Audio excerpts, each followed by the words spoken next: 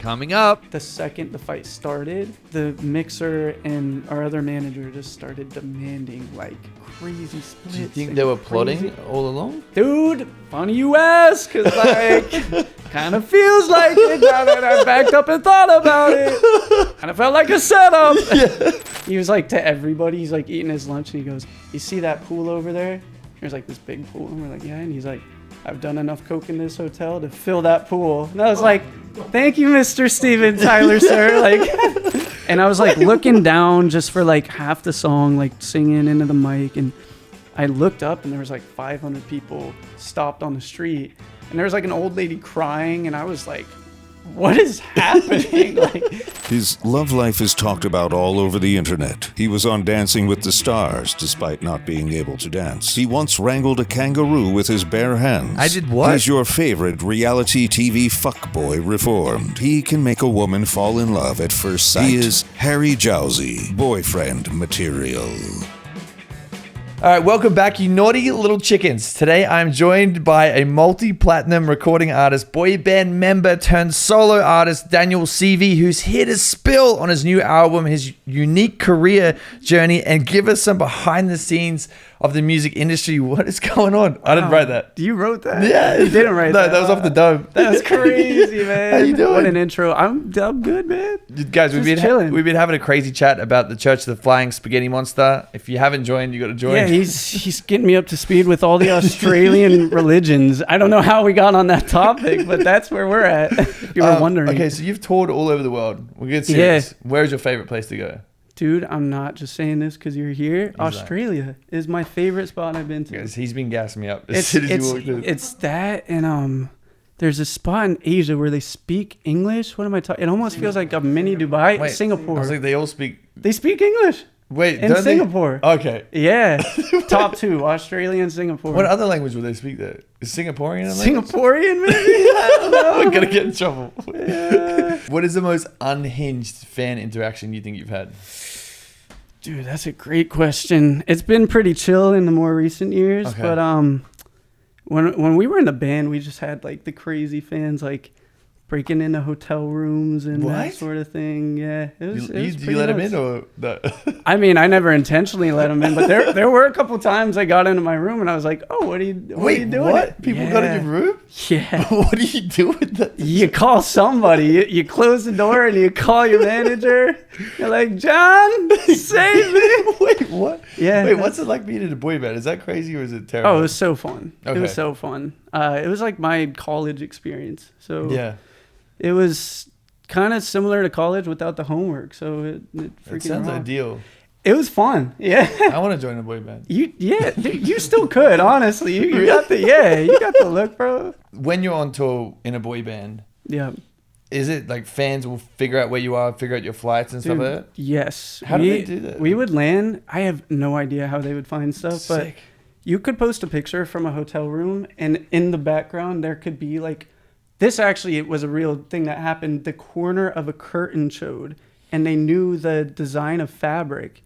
And this was in London one time. And what? We went down to the lobby, and there were like thousands of people sitting in the lobby. And one girl somehow found it and just spread the news. And what? It's crazy, man. And when you guys book hotels, you're obviously under an alias, or did they put your real name? Yeah. Okay, cool. Because I was gonna say my team just started doing that because people would show up to my hotels, and I'm not in a boy band. Is yours just like a name, or do you have like a fun one? Like my old one. Well, I'm not gonna say it. My old one was first name Ben, last name Dover. That's a good and name. Like the front desk guy would always have to be like bend over. Oh. So stupid, but that was mine for a while. Yeah. I don't know what it is now. Yeah. I don't really need one now. It's been pretty chill. No, come on. They're not chasing me anymore. I'm sure they still showed up. You were just on tour in Australia, though. How was that? Yeah. Oh, it was so fun. We were talking about it before, guys, so that's why we're jumping back to that. But yeah. No, I really do love Australia. The quality of life out there, like the people, they get it. They get it. Everyone's so jolly. It's so clean. It feels like what you think LA is going to be when you move here is actually what Sydney felt like. I was like, this is what I want. Like, it's amazing. Yeah, then you come to LA and people like barking at each other. Oh my God. Eating trash. Dude, we were just talking about how my girl got an apartment in Hollywood and she moved out of there because one day I stayed the night there and we woke up and I'm hearing this thud out in the front of the apartment. I'm like, what is that? I kid you not. I go to the front and I look out the window. There's a homeless guy jumping car to car, just like denting in the car roofs. And I was like, this is the nicer part of Hollywood that what is happening? You're like, it's like Gotham out here. It's crazy. I feel like that's kind of fun. Yeah, let's for sure. I mean, it didn't happen to our car, so I guess. Insane. Good that be just get drunk with the boys, just jump on a few cars. Yeah. No, he was smiling. He was definitely, he was having a good time. It's probably so much fun. That crazy homeless man. Guys, what's going on? Quick emergency announcement. We have merch. If you want to support us, if you want to look sexy this Valentine's Day, please get your merch right now. Limited time only. There's only a few items. It's our first ever time doing it. Once this is gone, it's gone forever. If you order, post it, and I'll reshare it. I love you so much. Please grab our merch. If you guys sell it out, we'll do more. Love you loads. So your new music taps into early 2000s pop rock. If you could be in any 2000 band, is that good? It's a good take. Okay, cool. If you could be in any 2000s band, what band would you be in? Dude, I grew up under a rock. My dad was a pastor. We were just talking about that. Yeah. So I didn't listen to secular music until like 3 years ago. And I just got introduced to the Killers for the first time. Really? Like a year ago. What's going on? I had never heard Mr. Brightside. And it became, I mean, like anybody, bro, that moment though, can you imagine? I was like 23, I think, when I heard it for the first time. And I was sitting in my car and I was like, what the fuck? Wait, what? Yeah, bro. Wait, did it just randomly come on the shuffle? Killers? No, my friend like put me on, and I was in like a session. My friend Michael Pollock was like talking about the 2000s. He's like, well, and then Mr. Brightside, and I was like, what's that? And he was like, huh. And I was like, I have no idea what you're talking about. Wow, that must have felt like orgasming bro, for the first time. Oh, it was. Oh, yeah, it was an eargasm, bro. I listened to that. I had never listened to the Gorillaz.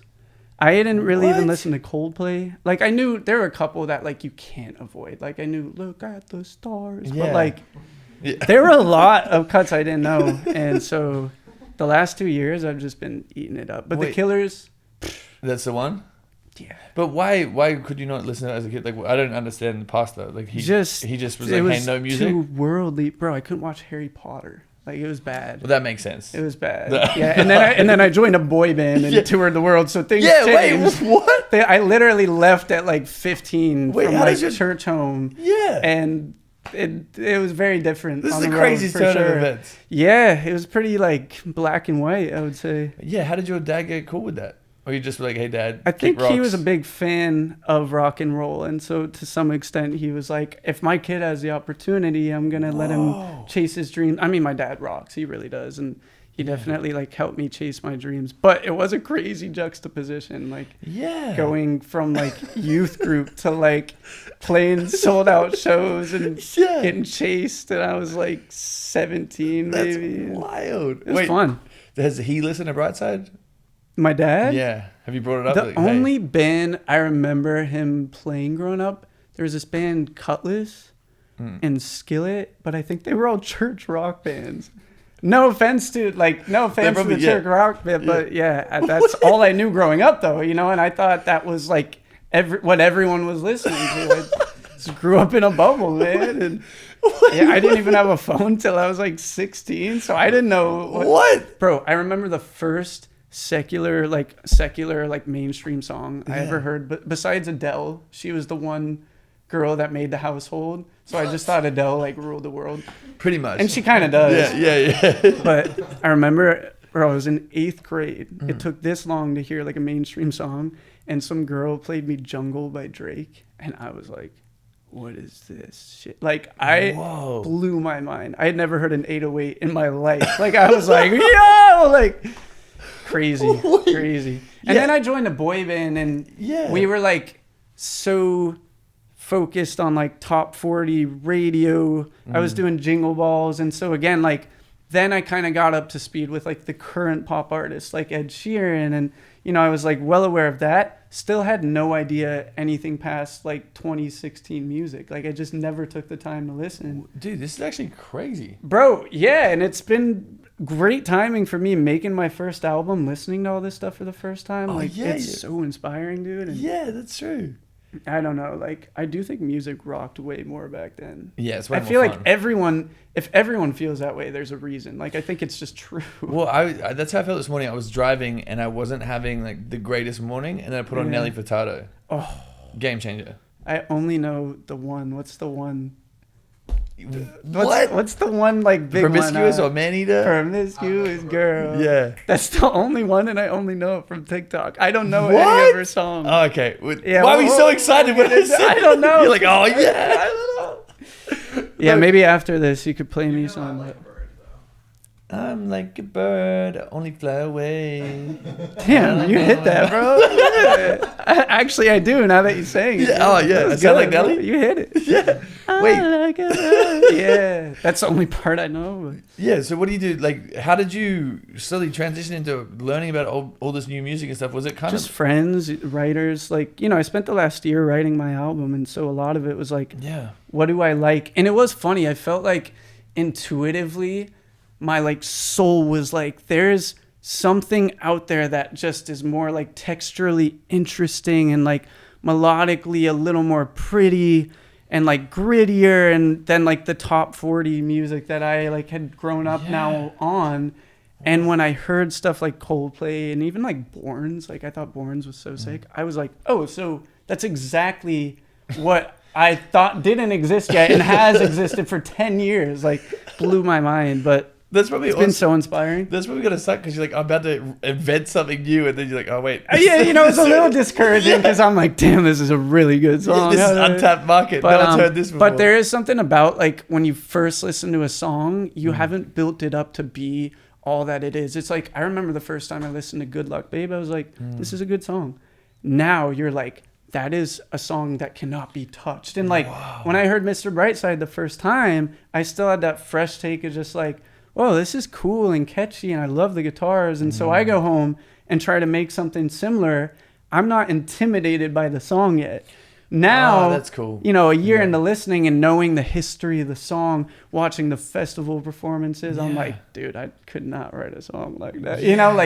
So it's been inspiring for that way. But dude, I still don't know a lot of music. Like, I still have so much to listen to. Bro, Sweet Disposition, Temper Trap, you know that one? Yeah, of course. That's like, I just heard that one and I was No way! I'm like losing my mind right now. What? With that. Yeah. What the? So you started playing music when you were just 4? Yeah. Hey, Yeah. What music are you playing if you don't know all this other stuff? Bro, it was going on? just, the fun side was, it was just like pure imagination. I had nothing to reference, bro. I was one of those weird, like nerd ass kids though that could like play by ear at a very young age. When I was like 4, I could like play it. If you like give me a song I've never heard and there's like a piano, guitar, any instrument, I could play it for you immediately. I just like How? Yeah, I've seen people know do this how to on like, TikTok. I don't know why or how, but since I was like 4 years old, I could just do it. And like, I could just like hear notes. The first time it ever happened, my mom was spraying my hair for church and she was like combing it, and I was like 4 years old, and she was like combing my hair and spraying it, and she was going ch, ch, ch, ch, ch, but there was like a difference in the tone of the spray, and I was like, Mom, you're playing Ode to Joy with the spray bottle. And my mom was like, what? And so like a week later, she got me we were pretty broke, so she got me a piano from a garage sale. It was like this big, like one of those toy ones. And I just like, first time I picked it up, could play Ode to Joy, and it just like clicked. Like, yeah, no it wonder. was like one playthrough, and I kind of knew which note sounded like what, and I was like, oh, so then da-na-na-na-na-na is right there. Like, it just like, and it never went away. It's like a blessing and a curse. Well, I was gonna say like, no wonder why it never goes away. I was just saying, I wonder. Like, I get it now why your dad didn't let you watch Harry Potter because you're a little wizard. Yeah, literally. Like at 4 doing all this stuff. At 4, I was chewing on sticks and bark. Like I was pretending to be a goat. Yeah. I was trying to the noodle monster or whatever. Yeah. Crazy. That's wow. Wait, what instruments do you know now? Do you know all of them? Basically, like I'm like, basically, if you hand me one, I've actually got a handpan. Actually, like, I have a handpan. Have you played one of those? Never heard of it, but if you hand me it, I could probably play it. Actually, Yeah. my friend bought it for my birthday because you could bring it and I'll learn it. Like, I would do it. Okay, we'll do that later. I gotta let you try it after because my friend, one of these. Have you seen this? Oh, I've wanted to try that. Boom, boom, boom. Okay. Oh, hell yeah. Yeah, because my friend bought it because I went to a spiritual fire. retreat and I was like, oh, this guy was there with a handpan and he was just like going crazy and it was really nice. And there's a guy on Wow. TikTok that does it. And my best friend, he's like the most thoughtful guy ever. And he's like, I'm going to get this for you for your birthday so you can It's a learn fire it. gift. But yeah. because I'm the type of guy that like if I'm not good at something, I just give up. I did it once No, and I was I'm like, actually this the is stupid. same way though. If I'm bad at something, like Okay, I'm yeah, it just, sounds like you're go great for at everything. I don't know what instrument. Yeah, we'll see. Yeah. All I know is how to like hit the chopsticks on a drink. Like that's about it. Yeah, something like that. We'll figure it out. But I don't know. Just it's like a language that I could just speak. I don't know. It doesn't make sense, but it does kind of. Bro, like this is really like admirable because Thanks. I can't do you. anything. I tried to play the violin when I was in primary school, and then I would copy the people's fingers beside me, and then the There you go. teacher got mad You at gotta me. do what you gotta do. I was you trying. know? I was trying to like cheat Sounds my way like through. you know how to survive though, bro. Yeah. And that's what matters. You were played at the streets of Portland growing up. Yeah, I used to busk. That was like the first thing I did with music besides just like playing it for fun. Was my dad just got some equipment from the church, grabbed the piano, and To get out there. yeah, some we just money. pulled up to. There was like these art walks in Portland where people would just like busk, and I was like 9 years old and just started playing, and like I didn't even know what I was doing. I was so young, you know, and like I just remember like being so nervous, and the only songs I knew were Adele because I was the only. And so I literally just sang Adele. You can go find a video and they're all Adele songs. And I was like looking down just for like half the song, like singing into the mic. And I looked up and there was like 500 people stopped on the street. And there was like an old lady crying. And I was like, what is happening? Like it just like blew my mind. And there was like a hat for money and it kind of filled up and I was like, this is sick. And I used the money to buy more instruments and just like did that for a couple years. Did your parents take a commission on that? No, they didn't. They At least should've. not then. Missing out on that potential. Yeah. At least out on it. Yeah. Wait, what is the weirdest thing that's happened when you were busking? I'm trying to think. I mean, there was one time and I didn't know at the time. I didn't know at the time. I was like, I had to be 11 years old at this time. And this lady gave me like a little like I think it was like a little gift wrap or something. I can't even remember, but it had like her card in it, and then it had a bag of shrooms and a blunt in it. It was Portland though. Like this is. Wait, so you were 11? I was like 11 years old, and this Genius. lady handed, and I think it was her brand, if I'm not mistaken, because she had like a business card in it. How'd it I go? didn't know at the time. And I was like opening all the gifts at home, and my dad was like, "Give me that!" Like, just threw it away, and I no idea. That He was should have pretty given nuts, it to you. but- Like, look, it could have changed your whole course of life. Yeah, Yeah, if he wasn't in could the have been room. inspired way earlier. Yeah, you would have made up new Sheesh. sounds in your brain. Yeah. What was it like being on American Idol when you were 15? Also nuts. It was, Yeah. Yeah. It's so crazy because like it's almost hard to remember. Like I'm sorry, my manager was falling asleep. That was so funny. I love him. He's just a little old. I'm sorry. I love you so much. Get out of here.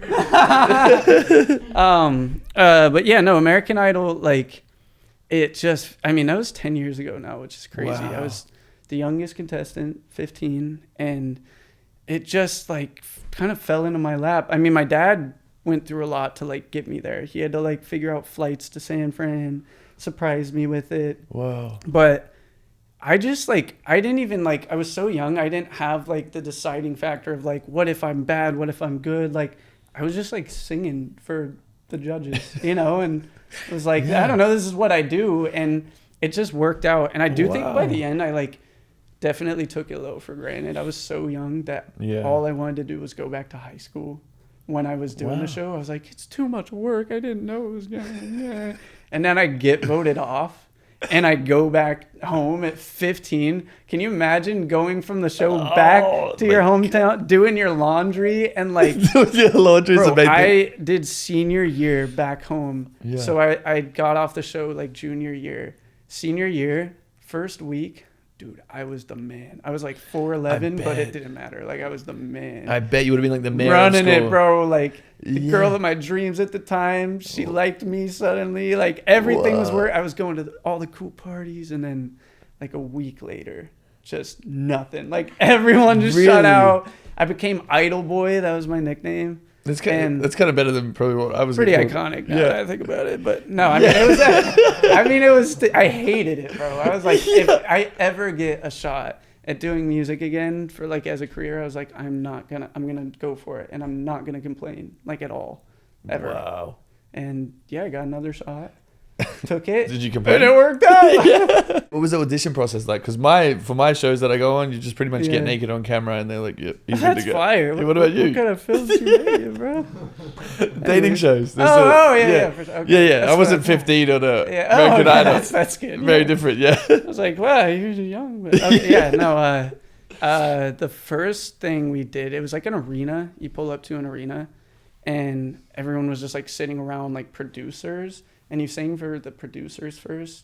I feel like people know that now, but at the time I didn't know that. So I was like, where's J-Lo? Like, and I just sang for like a table of 4 people. Yeah. And then you got like a call back like 2 weeks later. And then you showed up to Hollywood. Wow. And then it was the real audition.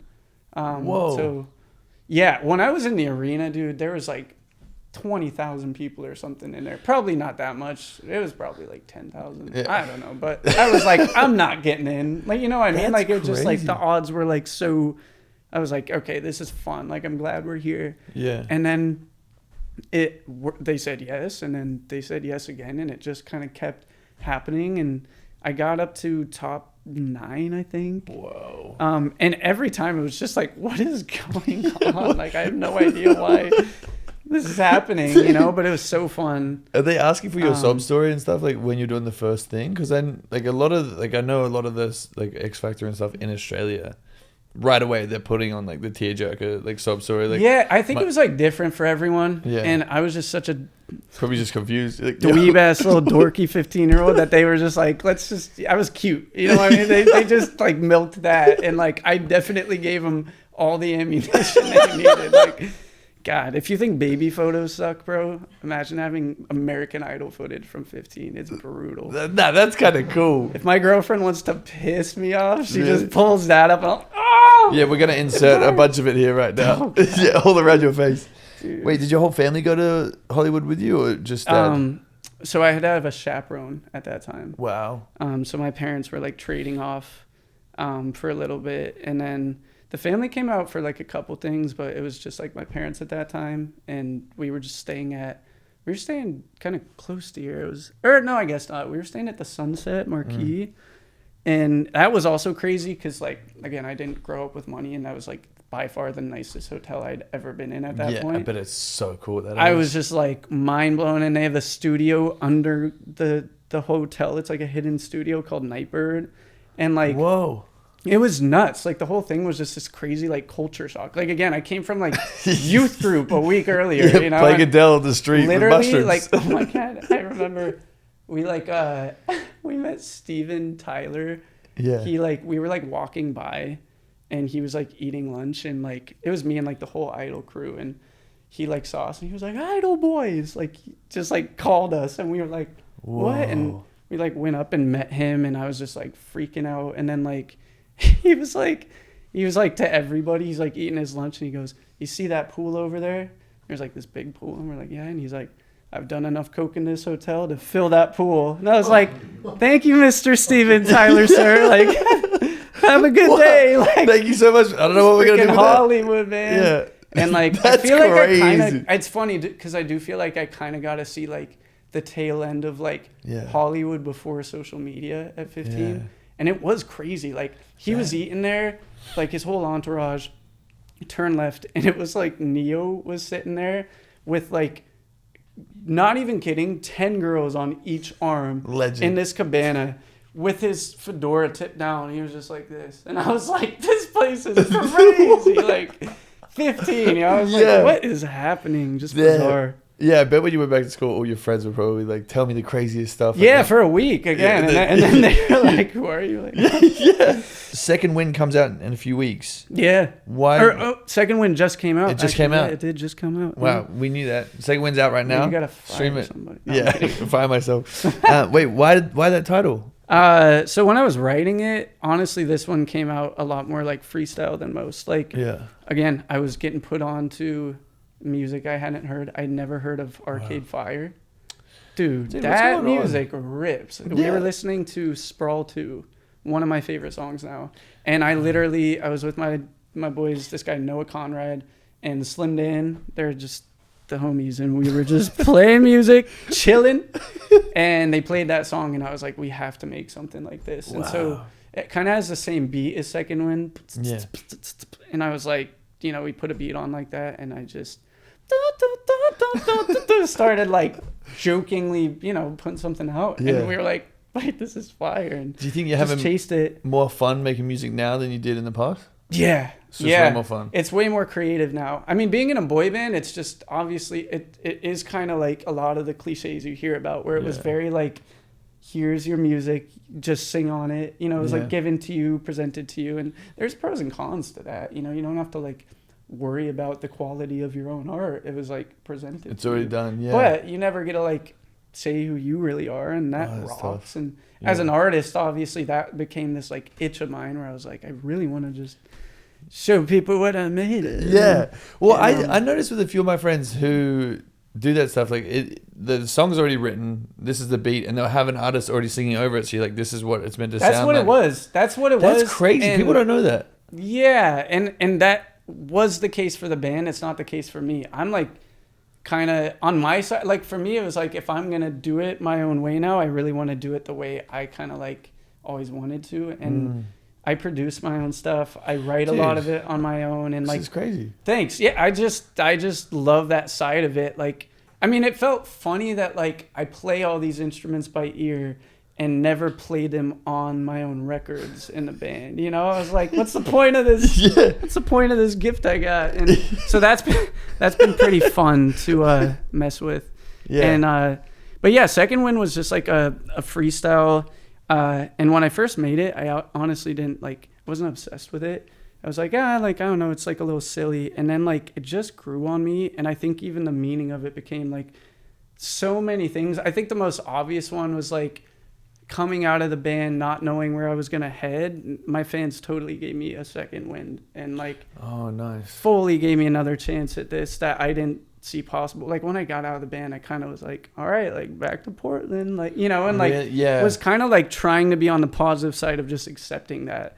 I mean, easier said than done. Like I was like, I love this shit and I don't want to stop. But I was like not gonna keep making music unless there was like any real reason, like any real sign to keep doing it.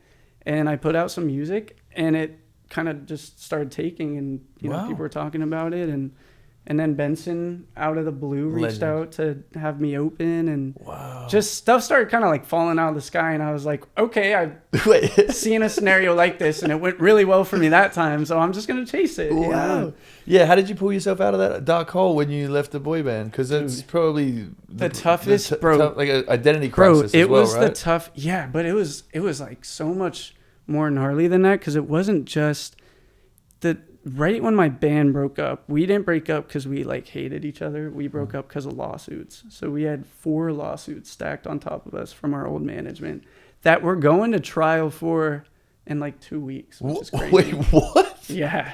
Wait, wild, what? because it's been years. What? I found, and it wasn't easy like at all, but I found like my own way out of it to like free me up to make music again, because in all the lawsuits it was like going to be pretty impossible to release anything, dude. But it was that, and then like literally one thing after another. That same year my band broke up, it was like a train wreck of events. My band breaks up, my parents divorced, my mom got cancer, my best friend Corey Labari, I don't know if you knew him, but yeah, I was pulling him out of the car, like we were there that night. And this was all in the span, and then COVID hit. I was like, yo, what is, like, it was a crazy year. And I do remember, like, at one point sitting in my bed and just looking up at my ceiling, like, in the middle of all that. And I was like, I can let this turn me into a vegetable, and I kind of have every right to let it. Like, it would be the easier route. Like, I was drinking a lot at the time and all that. And I was like, I could just start drinking more and, like, let it go. Or I can decide right now that I'm going to get my ass up and show up. And I didn't even know how to show up. You know, that was like the big curveball people don't think about, is like, I didn't know what I was supposed to do. But I was like, I'm just going to start waking up. I made a decision that day that I was going to start waking up every day and just try, like show up in any way I could. And dude, it was nuts. Like literally the second I made that decision, I dropped music, and a lot of the people that I like looked up to, even like in this industry, like writers, and my best friend, Michael Pollock, who wrote like Flowers for Miley. And like, he was a dude that was like a hero in my head, was texting me about my song now. And I sitting here thinking I was like on an island about to like go back to Portland, you know, and like, and just trying. And at the time, I'll be so honest, I wasn't one of those artists where I dropped the songs and I was like, I'm going to take over the world. Like, I was like, this is the last huzzah, like, and this is fun. Also, you know? your world was kind of crushed, like crumbling in. Exactly. So it's, like, I difficult to didn't see see things working out. And then they just started to. And like, I dropped an EP, put up a tour. Before I even dropped the EP, I had 2 songs out. So I only had released 2 songs. And I wanted to go on sale with a tour. And, you know, my whole agency that does my touring, they were like, you need more music out. You have 2 songs out. And I was like, I don't have time for, you know, I was like, I need to get on the road now. And I went out and it sold out like 10 minutes into putting it on sale. No idea how. I mean, I do. My fans freaking rock. And, you know, the band's fans are amazing. And so that was sweet. And things just started picking up. And then I went to Coachella to just like have fun. I wasn't, you know, playing or anything. And Benson and his manager just literally like ran by, and I know Benson for a little bit at that point. Like we had met and hung out here and there, and he was just like, do you want to open for my next tour? And like ran away. And I was like, are they high or something? Like what just happened? Like I thought I might be high. I was like, that didn't just, and a week later they called me and were like, we're going to Europe in a week if you want to come. And so then I was just suddenly in Europe with Benson right in the middle of his song taking off, dude, which was fire. Like so fun to just like be a part of Witness, but also like as a friend of his, I was and still am like so happy for that dude. And he really deserves it. He's just such a good dude. And that freaking rocked. And while I was out on that tour, Dean Lewis from Australia reached out and was like, do you want to open in Australia? And I literally, it timed out so perfect that the day the tour with Benson ended, 3 days later, the tour with Dean started. Whoa. So I was just kind of like, all right, like I'm just going places and doing things, you know. And awesome. Now I'm hanging with you. What? Fuck yeah. Sounds like my dog just broke something. It's a sign. So when you're in that dark moment, because that's a lot. It's a lot to deal with, especially at like a young age. Yeah. Like, dude, if you could look back now, what advice would you give yourself to get out of that? Because I know a lot of people struggle with getting out of bed when life feels like it's not going right. It's so cliche, but like things really could be better than you ever realize, and it's not going to be bad forever. That the only way it stays bad forever is if you allow it to stay bad. You know, if you, because, and I still struggle with this even right now. Dropping my album, there's all these expectations you want to hit and all these things you want to do, and if you don't hit even one of them, I'm sure you know about this, you can have a day where you just let it like consume you and you're just sitting in it, like, but you gotta just keep going. The glass is half full, you know? Yeah. And you'd be surprised. You start thinking that way and the glass might start filling up, you know? And it's just crazy. Yeah, then you got 2 glasses. Now you got 2 glasses. And you're in Australia with Dean. Fuck and yeah. you got a beer. Yeah, damn right. Wait, when you're on tour, what's your pre-show ritual? Have you got one? I got this handshake. Wait, I don't know. What? I could try to teach you. Why are you looking at my head? Is it good enough? Bro, I don't know. We'll see. It's tricky, bro. We'll see. Wait, what do you do? So you go like this. Yeah. This is the hard part. You scoop it like that. Ooh, that was nice. Shit, bro. Yeah. Then you close it. Okay. Then you do a fist, hand, snap.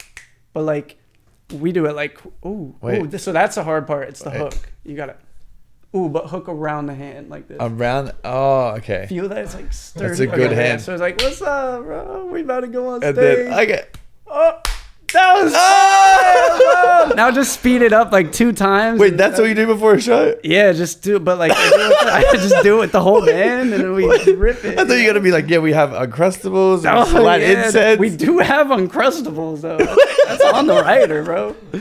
That is on the writer. Is that just like a go-to? I didn't even know that. She's like, yeah. Yeah, what else are you writing then? Because Dude, my writer's so lame, bro. It used to not be, but bro, I've been touring now for probably like 7 years, and I've had so many problems with my voice to the point where I'm like, something's wrong with me. Like, am I not a singer? Like, I'm out here singing, so I guess, but like, yeah, it's kind of my job. Like, dude, I gotta do it. And even crazier, when I was in the band, I used to ask fans at meet and greet would bring like gifts, and I used to ask for watermelon, kind of jokingly. Like, I like tweeted one day, I was like, if you're gonna bring a gift, bring me a live full-size watermelon.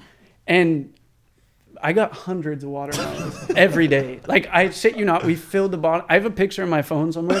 We filled the bottom of the bus where you're supposed to put suitcases with watermelons. And so every day, it was my favorite fruit. So every day I would wake up and just cut one in half and eat with a spoon half a watermelon for breakfast.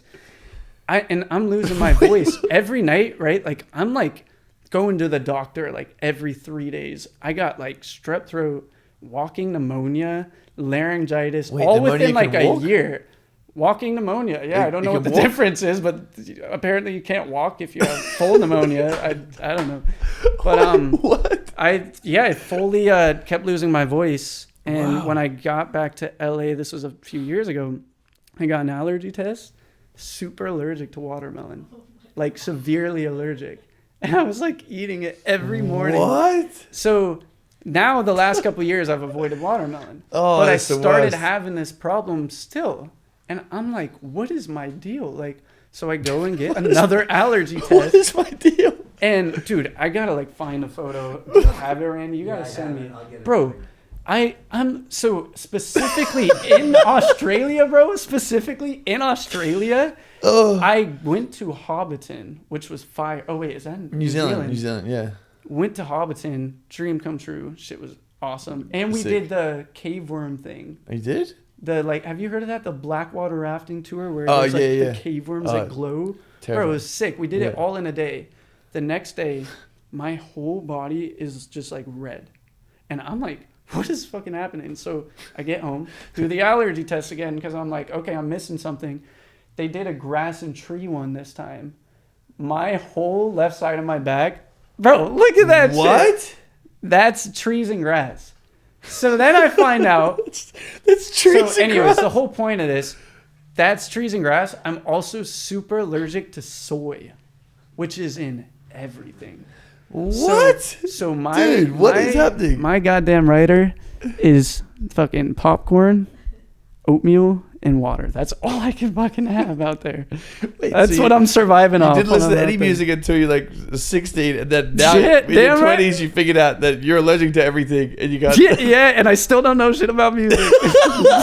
That's my life, bro. How did you get here? What's going on? I have no idea, bro. Luckiest guy alive. Yeah, no, but life is amazing when you're not like consuming what you're allergic to. Like, this shit rocks. Like, I can breathe. Like, it's so nice. You can do your job. You can sing. Yeah. You're probably happier as well. Yeah, I can sing finally. Like, wow. God. Yeah, would you look at that? What's it like being on a tour bus? Is that crazy? Oh, it's so fun. Have you ever been on one? I did Dance with the Stars. I was on tour for that. But oh, it was yeah? probably a little bit different when you're not in a boy band. That sounds nuts. Yeah. It was good. It was fun. How were you on it for a little bit? Like, yeah, I did. So the tour actually goes for like 3 months, and then I was only on it for like 5 weeks. Damn. Yeah, all right, I that's came a in good halfway stretch. through. I fucking love the tour bus. Like, I love it. I just hate sleeping on it. It's like bouncing around. Dude, sometimes you got to get a good driver, because I've been there too. Like, there was this one driver that like, I usually when you're in the band, we had to like all share the bunks. And on my first solo tour, I finally got like the whole back room to myself. Oh, whoa. So I had this bed set up. But you know, if like people that rode the school bus, they know the back of the bus is where like the jumps happen. Oh. Bro, I was back there. And on my first solo tour, happened to get the worst bus driver I ever had. And we had a trailer on the back of the bus. So if you hit a bump on the freeway going over like 65, I would catch air. Like, I would wake up midair and just like crash down and be like, what the fuck is... And like, you know, there's not a lot of room for your belongings. So I would have like my heavy studio monitors like falling on me. And like, it was insane. And so one day I like went to my brother, who's like my day-to-day manager, and I was like, can you talk to the bus driver about slowing down? And so he like has a chat with him, and he's like, I won't go over 65. I wake up the next night again, just like thumping around. And I had a snowboarding app where you can like clock your speed when you're boarding. And so I check it. Bro's going 85 on a tour bus. Like we were flying. So I feel you there. Like we were bumping around. But Yeah, I don't think but if you have a good driver, I actually like that. Like when you're in the bus, it'll almost like rock you to sleep. Like that's the sweet spot. But that was different. That shit. That shit sucked. When you write a song, I've never written one. Yeah. So what's the Dude, process like? We should write one. Let's sometime, go. bro. Hell yeah. No, It's different every time. It was crazy. Me and my best friend Dom, he was trying to teach me how to freestyle. Yeah. Because I've Dom Dollar? No. Okay. I was like, that's fire. No. His name's Dom Gabriel. He's on Sick. reality TV. But Heck yeah. because he's a musician, and Sick. sometimes like when you're with your best friend, you just like go back and forth. Yeah. He starts like trying to freestyle. He's like, you should do it, and I'm like, Bro, I feel like you're nasty. dude, my first thought was cock so hard I'm gonna cry, and he's like, that's not even a rap. He's like, that's not. He's That like, was your first stop, bro. yeah, he's like, that's not even a crazy rhyme. First stop, bro. So Dude, there is something about freestyles though where you just like corner yourself, you know, like I Dude. feel you, bro. You just be saying some shit. Yeah, never again. So I don't know what the process is like. How to Yeah, do my it. freestyle game's not too good either. Yeah, okay, thank God. Me and my girl just started trying to get into it together though, as a couple. That's pretty fun. I feel like that's Pretty dangerous. fun. Yeah, just throw on a beat. Yeah. I'm not even kidding. Like 2 nights ago, we were trying to freestyle. Is that what musicians do in relationships? No, it's so random. But no, in a normal sense. So writing a song, it's different every time. Like it really is. Like I think sometimes you really got to work for it, and you'll sit for like 5 hours and get absolutely nothing, and then finally like piece together something that you like. Sometimes I'll hear something in my head and want to like get there and achieve it, and it takes a lot of work. Damn. Sometimes like Second Wind, it just like popped into my head like that, you know. And sometimes it's a lyric, sometimes it's a melody, and then like and for me, I don't know if this is the case for other people, but for me, being a nerd ass, I usually like hear the song finished before I make it, so I can hear like how the piano should sit in it, how the guitar should sit in it. Like we have different like brains. if I'm imagining Messy, which is like one of my favorite songs right now, Lola Young. I can hear like like but again, we've got different brains. Yeah. Ours really different. But like if I'm imagining that song, I can hear like how the guitar is being played and like the synth that's happening, like what kind of drum tone the snare has. Like in my head, I'm imagining how those sounds all coincide. Whoa. So I don't know. When I'm thinking of a song, I'm almost like imagining a specific sound of drum and a specific sound of guitar before I put it down. So then my goal is to like get it exactly to where it sounds like in my head. So you're kind of like a little surgeon, you know, when these kind of you play a song like, okay, I got this going on crazy. When you make a song, because I don't know, I'm not an artist. Yeah. Is it you have the beat ready and then you're like, okay, I'm gonna sing these words on it and try and figure it out, or is it there's already lyrics written and then you make the beat? It really depends. Like if you really think about it, like we're just like humans making things, and that's like and eating watermelon. Music's the best. Yeah, damn right, and bro. That's like music's the best example of that, because like, what is it, bro? You know, like, it's vibrations. Like literally, and like, dude, the most random shit. Like, I'll be at the gym and like, you can barely hear music in the gym half the time, but I'll like hear a little note pop out and be like, I gotta go run home and write something out. Like the weirdest stuff can like start a song, you know what I mean? But but I mean, there are like more like traditional ways people write, where like sometimes you like have a beat and then like, I guess people in the industry would call it like a top liner comes in and puts a melody down, and then someone writes lyrics. And sometimes that's the case, but like I really love the approach of just like I have like a studio in my house and I just like sit in there till I have a song. Like yeah, it's fun. It's what I love most. Like I really love doing it. Yeah, I wish I was good at this. That'd be really cool. No, I swear to God, today I was driving and I was listening to Benson and I was trying to sing it and I was like, damn, I should really take singing lessons. Oh, you should have filmed that. No, because I'll get beat up. I mean, to be fair, he's got one of the crazier voices. He's nuts. Yeah, fully glazing it. But I was like listening to it today and I'm like, yeah, I should probably, because I was, the girl I'm talking to, I text her, I was like, I think I'm going to start taking singing lessons so that like I get all my tools sharp, because I do like dialect sessions. I got an acting coach. Oh, a it's bunch the of last thing you need. Yeah, man. I was like, I want to have all my tools sharp just in case I end up being in the next Like High School a Musical. Disney film or something, bro. No, they hate me. Hit that Prince Charming role. That'd be fire. Has anyone ever said you look like Peter Pan? Dude, all the time. I was just All thinking the that. I was time, like, bro. you should play him. That was not a first take. Yeah, Okay. I get that all the time. Really? I get that. Oh my God. I get that. And I get Troye Sivan. And bro, I went to the Logies in Australia. Yes. Bro, Yeah. I was actually him for Halloween one year. It was like the you most crushed likes it. I ever got on Genius. Instagram. That shit was. Yeah. But bro, when I was in Australia with Dean, I went to the Logies and I was wearing kind of like an eccentric fit. It was like this like chainmail tank top. And so like really played the like star card thing, you know, Yeah. for the carpet. And I was like, damn, I must be like really famous here. Cause like every photographer was sniping me. Like I was walking the carpet and I'm like, damn. And then one of the guys literally goes, Troy, over here. And I was like, oh my God. I was getting looks from the whole Logies. Cause like when like people knew Troy he pulled up to the Logies and everyone was, he was the talk of the town. Like that dude runs Australia. Yeah, he does. And everyone thought I was bro. So That's not bad. I literally sat down and I could feel the eyeballs on the back of my head. Like, Oh, you picture did? of it. Bro, it was bad. It's also to do with the chainmail. Yeah, no, the whole whole fit. I didn't even think about it, and then it definitely clicked that day. I was like, okay. Did you check Getty and type in Troy's name and see if you photos? They didn't pop up on there, thank God. I was Pieced gonna it say together by that would have then. been crazy. Yeah, Wait, I wish I looked more like him, honestly. Yeah, he's a stud. I'm like the Walmart. No, you're crushing it. You're perfect. You're Peter Pan crossed with Troy I'll take Sivan. Peter Pan. Yeah. So in the album, which song came together in a way you didn't expect? My song Gateway Drug. Wow. When I first made that song, it was like a completely different song and I hated it. And I ended up scrapping it, worked it, no joke, probably 20 different ways. Like fully produced it in different ways. Wow. One's like a rock version. There was one that was almost like a Foster the People sounding like, it sounded like pumped up kicks a little bit. Sick. And just worked so many versions of it and then like finally landed on the version that's out now. And I love that song, but I still kind of hate it just because it exhausted me. Really? Bro, making that one. Like it finally felt good, but like we got beef, me and that song. It took so much work in that one, right? And when you listen, you're like, really? Because it's so simple. Like it's so like, it's like ABC's level melodies, you know, where you're like, why did this take so much work? Like, but it was one of those, it was like less is more. It was definitely what I landed on with it, but I tried everything with it. Does that usually happen with music where you do a few different versions of it? And Yeah, like, sometimes. Yeah. It just like depends. Like less is more. Sometimes more is more.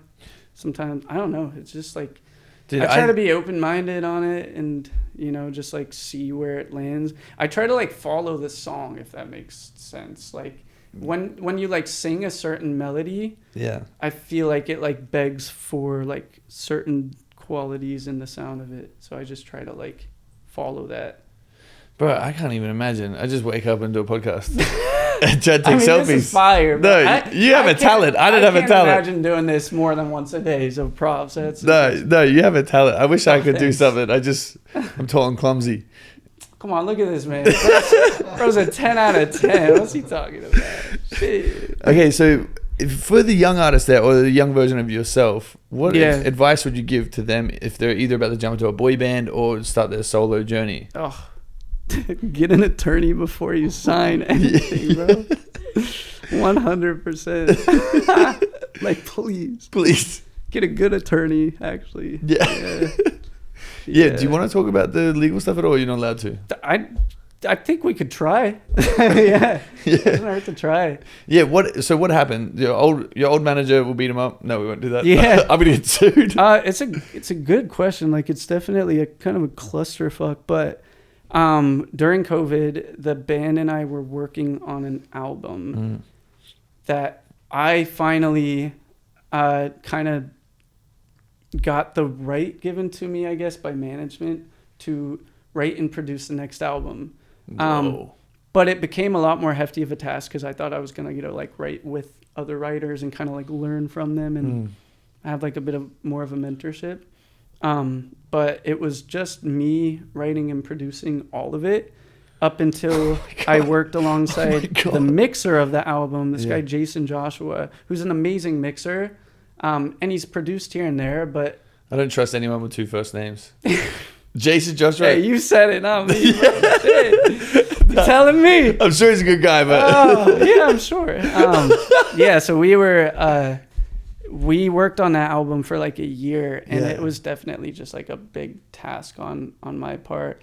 And then what in the world started the feud? Like, was it like I think it was writing splits on the album, which is so cliche. Wait, what is a writing split? Like, basically, like, so I wrote like majority of the album. Yeah. My bandmates helped here and there, and so I gave them splits, but like they were also, I just want to give them props at being so generously like nice to me and trying to like really give me the credit I deserve. Like a lot of writing situations, which is totally normal, is like kind of just going, let's split it up in between us evenly. And I was kind of down for that. And my bandmates were very like, you wrote a lot, we want to give you a lot. And I was like, wow, that is so good, like, guys. Yeah, great guys. Yeah. The mixer was not as nice. Joshua, Jeremy, whatever his name is. Yeah, he was, claiming he produced a lot of the album, that he wrote on a lot of it. And so I just called my other manager. We had 2 managers at the time. And I called one of them and was just like, are you able to help me figure out these splits? I don't think these are right. Bro didn't produce any of it. Why is he a producer on it? Yeah. And one text was sent and just like fire. It just exploded into this whole like feud between who did what. And damn, I have the sessions, like the songs on my laptop fully produced. Every sound you hear on it, I have it on my laptop. I don't think anyone else can say the same, so I have cold hard proof that I produced these things. And so I was like, I wasn't even so, I just wanted what was fair, but I also was kind of like, I'm fine even if I get like a little taken off here and there. But like the second the fight started, the mixer and our other manager just started demanding like crazy splits. Do you think they were plotting all along? Dude, funny you ask, because like kind of feels like it now that I backed up and thought about it. And kind of felt like a setup. Kind of sounds like they're taking advantage. Yeah, dude, literally. And, I just sent a text kind of being fed up and just being like, well, like, I'm not, I don't want to like participate in something I'm being so like taken advantage of on. And we got a anticipatory breach of contract filed on us like that, like basically saying we were going to breach contract in the next 30 days or something, which I didn't even know you could file that. Yeah, I didn't know you could do that. But that was the first lawsuit. Then we put out like a statement, because we were like, well, guys, like our music is being held and we can't really like do anything with it because we're now in a lawsuit. Whoa. And so now we got sued for defamation for making a statement that made them look like the enemy. And it just... They are. That's what I'm saying. That's sure what it feels like. And it's just about anybody else that was part of it besides those 2, really 3 people. There's one other guy, Steve. But come on, Steve. Goose. God, Steve, come Come on, brother.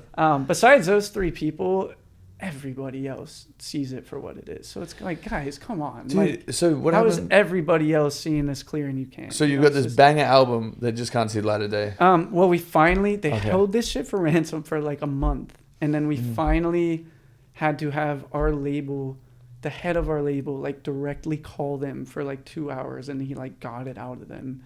But he also had to give them more like money, basically, is what it all is about. Dude. Always, Yeah. And it was a bummer because like I'm sitting there all like excited that like as much as it was a task, I was excited to finally like, this was the first time I wrote and produced anything that was going out, you know, and so it was a bummer. And then like it just got wonky from there. Like we're trying to release songs and like, we were like performing on Kimmel and Ellen, and that morning talking to an attorney, and I was just like, dude, like it really took the wind out of our sails, you know? Wow, what a like harsh introduction. Dude, to yeah, this it was world. like, come on. And then, you know, just like between all the things that happened with that, like time and even like momentum in this whole business and whatnot, it crushed it. It's gonna and take like, the wind out of your by sails. the end of it, we had made a lot of great music that's sitting in a folder somewhere, but we just kind of were all like burnt out, you know? Like we did that for like 2 years, and like by the end we were like,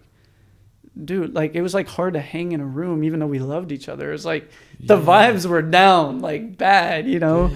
And so we went on hiatus, and after that it kind of felt like I was more worried about just like, more than my music career, it was kind of me just trying to like pick up the pieces of life, because I was like, damn, these guys really put a dent in things for all of us. You also had and all that shit, you know? So it was like, it was definitely like a tough couple years. And I don't know, it is really wild to see how good things are going now, like comparatively. I'm just like, I would have never. Well, it's kind of crazy how sometimes the worst thing for you turns to be like the and you really don't see it when it's happening. Doors ever. 1000%. Because I kind of have a rule as well. Like when I lost my dad, I was like, okay, there's three things that bad happen.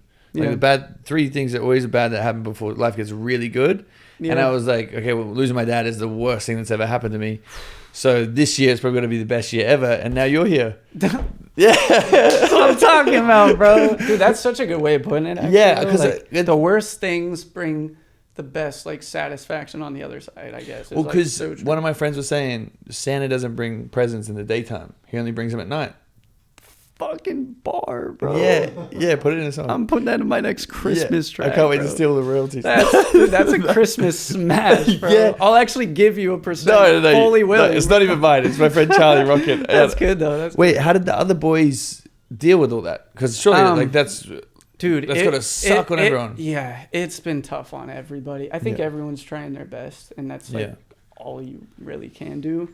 I think it like affected all of us in different ways, but everyone's figuring it out, you know, and that rocks. And like we're all staying in touch. Like I run into Corbin at the gym all the time, and I just went bowling with Jonah. My boy is a year sober. Oh, you met Jonah? Yeah, it was like randomly out. He's friends with one of the guys from Outer Banks. Austin, yeah. I think I might see them tonight. There's some like jam. Dude, they're always randomly at somewhere, and I'm like, Jonah, what's going on? When they were out, out, bro. I remember the first time I met them, I was sideways.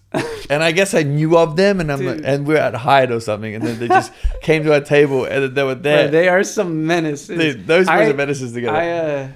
We did this writing camp right before the band went on hiatus. We did this writing camp in Miami. Bro, we were there for 3 days. Oh.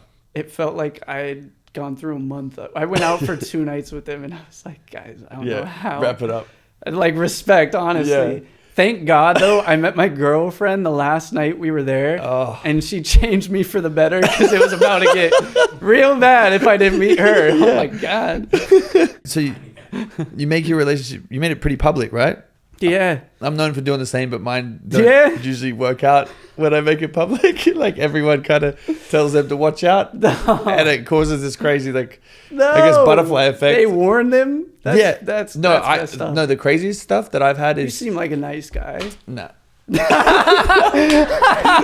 At good. least you own it. No, I'm good. I'm good now. I had my time. Yeah. But I was you know though, I feel that, it just takes one good girl to change your ways. You know? I'm just waiting on her. Just hope for all of those guys out there. No, but the craziest stuff was like when in those relationships we would post them, that people would send like fake DMs. Like, I saw Harry here doing this with this girl, whatever else. Bro. And I'd be in bed with her and she's like, what are you doing? I'm like, I'm beside you. That's brutal. Like, what do you mean? That's brutal. I've actually been there though, so I do know how that goes. Well, yeah, how do you navigate the... I've had 2 public relationships, and my first ex that happened like a couple times, and like it's so bizarre. Like, that is such a unique experience. So, like, you're like, it's hard to even like, you have to really like ask them to trust you. But, like, it's also like, I can't give you any evidence of me not doing that because I'm like, I'm here with you. Like, I don't know. I don't know what to tell you. Yeah, how do you that's navigate? gnarly. Do you get any of that now, or Dude, everyone's sweet and lovely? I have been so lucky with my Dude. girl Kat. We've been honestly too though, I feel like it's the most protective I've been of a relationship, and same to her. Like we really want to like protect what we have. So like I don't really go out much anymore. Like I kind of just like hit the gym, work on music, like tour. Those are my top 3 activities. And like we got 2 dogs. Like we're chilling right now. They're and pretty like, much married. It's kind of. Like, that's what it feels like, but it's great. And it's been like so unproblematic. Like Really? yeah, How do you do that? dude. I'm trying to figure out. Honestly, I give her 99% of the credit. Really? Like, She's just rocks. laid back? Yeah, super laid back and like so level-headed. I think like with my job, there is a lot of stuff that could like set anybody off. And I think like the first year I knew her, we were just friends, and I told her, I was like, I will not date you because you can't handle exactly what you're talking about. Like it's crazy. And like at some point she just kind of was like, give me the chance, and I was like, all right, let's see how it goes. And I was kind of a dick because the first couple months I almost was like every day like, we'll see how this goes, I'm telling you, like it's gonna go bad. Like so pessimistic. Yeah, you're in trouble. And she just like reigned true to be like awesome the whole time, and still is. And we've been dating like 2 years now. That's a long time in LA. It's like Yeah, 20 yeah. years. In LA time, that's like 20 years. Yeah, what makes you boyfriend material? Dude, that's a great question. I don't know. I'm a pretty chill guy, I guess. Lately, I think now, maybe not in the past, but I think thanks to her, I'm very unproblematic now. Yeah. I used to not be that. When she met me, and she can attest to this, I was in Miami going out with Austin. And like, yeah. I was on I did a 180, you know what I mean? But like I think she really whipped me up into some boyfriend material, and What was the first time meeting her like? Like how did you know? I DM'd her on Instagram. You did? Fire emoji. Damn, I did that to J-Lo and she didn't reply. Oh, you're kidding. Yeah, I know you guys are besties. Oh, my manager manages her too, so I could probably I could at least get you an email. She's on a rebound. Right? I would love that because I think I probably help you out there. Because I was at this is really embarrassing. And I was at Sundance at this towel thing, and she was there and she was performing. And I messaged her after. I said, "So good to see you tonight. Hope you got home safe."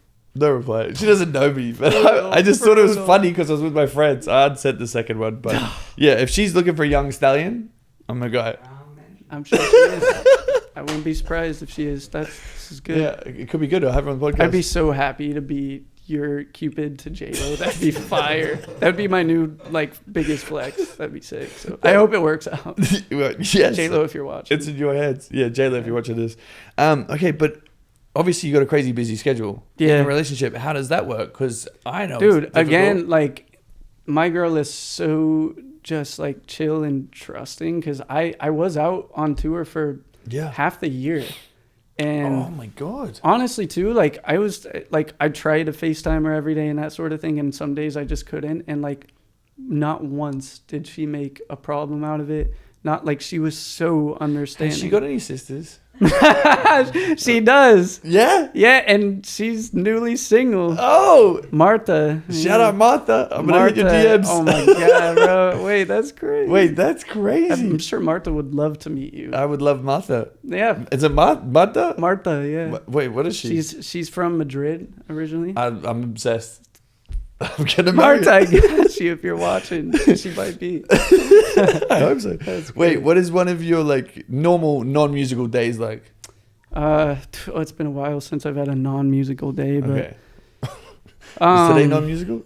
Today was musical. Fuck. But until I got here, I was working on a song.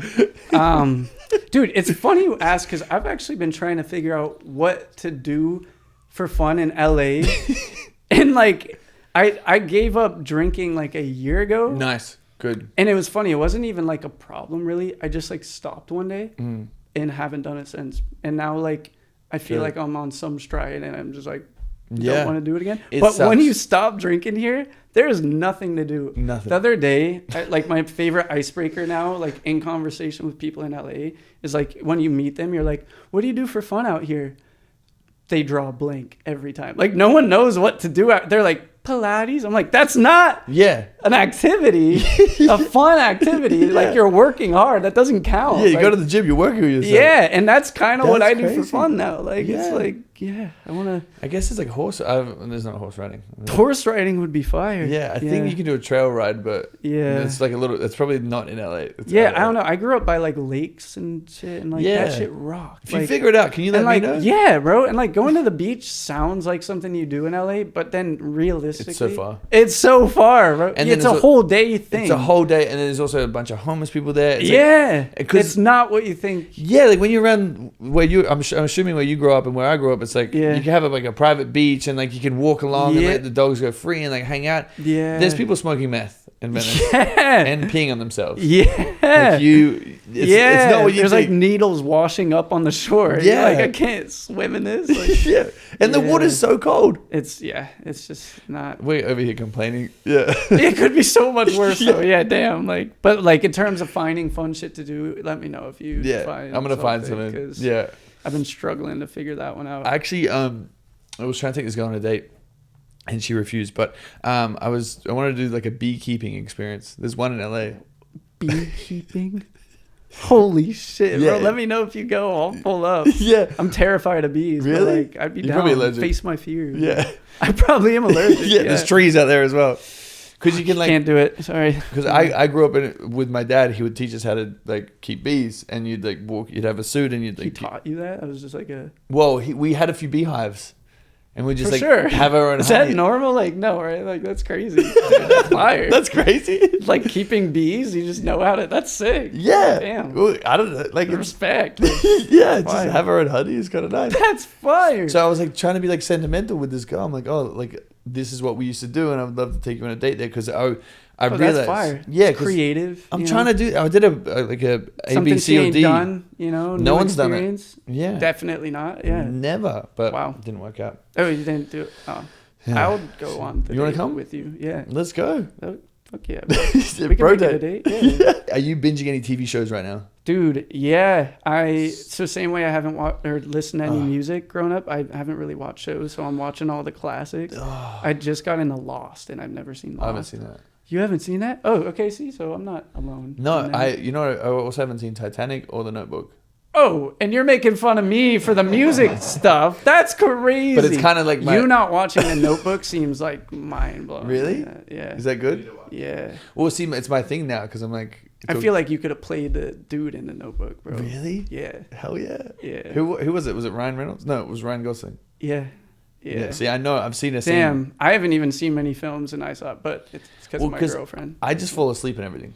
Oh, okay. I feel that. Actually, I don't feel that, but my girlfriend does that too. I'm like ADHD with movies where like if it starts, I have to watch the whole thing for some reason. Really? Yeah, dude. As soon as it's the title, like Harry Potter, anything, dead, out. No way. I always. The thing is, like, even after, like, I always have to have something on to go to sleep. Like, I have to have some background noise. No way. So now it's like so you hear the noise and it's just I'm done. That's crazy. It's like hypnotizing. I wish I could do that. Yeah. Have you seen Severance? Have you been watching that? No. I want to get into that. Everyone's saying the new season's like, dude, crazy. I literally didn't. No, I'm so pissed off. Are you watching the new oh my god. This new one, this new episode, it's good stuff. Holy shit. No, I'm angry. Oh no. Dude, I like DM'd Apple TV, I DM'd Adam Scott, I DM'd Ben Stiller, I DM'd everyone. I said, motherfuckers, give me the next, like, I need all the episodes. Because they didn't give you enough. I'm gonna come to Apple TV and I'm gonna go on strike, and I'm gonna start putting everyone in headlocks until I get the rest of it. Because it's so. Do they just like leave you hanging with no new information? It sucks. Damn. It's because it's like. Wait, that was like Squid Games. I did watch that. Did you watch that one? Bro, they did absolutely nothing. The second season? And they left you for the next season. You know, first season was insane. Dude, second season was a full setup for another season. Fuck them. Waste of a season. Dude, I called so many people on Netflix. I said, look, just tell me. That's so fire. Does he know? Does he meet the guy? Like, what's going on? They're like, Harry, we don't even know. I'd be so scared if I was Netflix and Harry was just like angrily calling. Like, no, damn. They're my bosses. Like, they can make or break me. They'll put me in a show and be like, okay, let's give it the worst edit ever or the best edit ever. Fair. But no, because dude, that just drives me crazy. Because again, if I'm fighting my sleep to watch this show or movie, yeah, they should know. I'm invested. They should know. Yeah, exactly. How much it takes for you to get through an episode. And at the end of it, you're just pissed. Like, that's messed up. All right, well, guys, that was it for today's episode. Anything you want to plug? Yes, I'm. As a matter of fact, funny you ask. Wow. So my album is coming out March 7th. What? Second Wind. And then the tour, the Second Wind tour, named after the album, is Genius. March 18th, just like a week and a half later. Guys. And I'm kind of going everywhere, so you should definitely check out danielseavey.com if you want to be there. My live show is super unique and super fun. What do you mean by that? Dude, I do a lot of things people don't do. This guy, you don't want to know, but no, like, do you know what like the looper is? Have you heard of that? Yeah, I'm like, again, I'm a nerd ass, bro. So Yeah. I do a lot of stuff with the looper, but like, I wanted to like step it up a little bit. So instead of just like a acoustic, like a lot of people do, I do it with like all the instruments out there, kind of like drums and cello and guitar and it's like, ironically. Yeah, the irony is like, I'm like a one-man band, which like, but yeah, so I do that and like, I don't know, I just like, I'm kind of a crackhead out there, so it's just like a lot of energy. Have you seen Tash Sultana do that? Tash?